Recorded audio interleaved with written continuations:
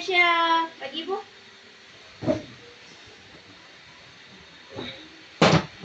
Raisya. Adik, bagi ibu. Bawa main ke ibu. Bagi ibu. Bagi ibu. Raisya.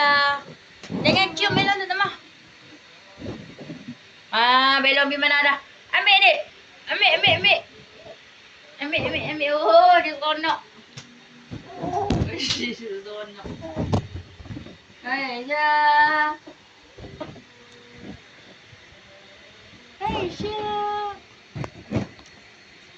Raisya. Diri. Oi. Adik, pegang bela. Seronok dah. Dengan adik, bentuk lagi ya.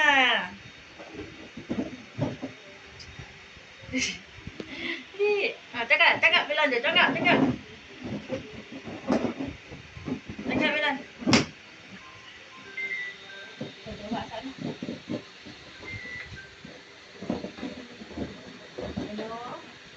Hello, ya. Ya. Tak, kau panggil phone dah, kau. Ya.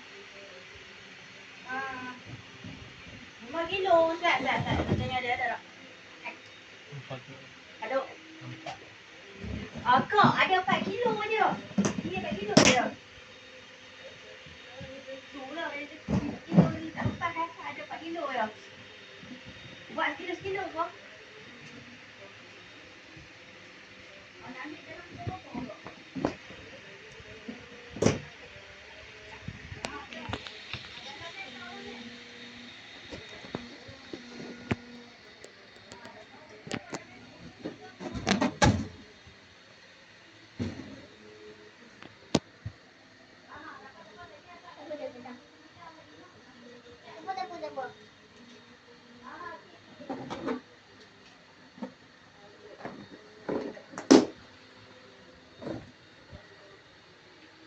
Boleh.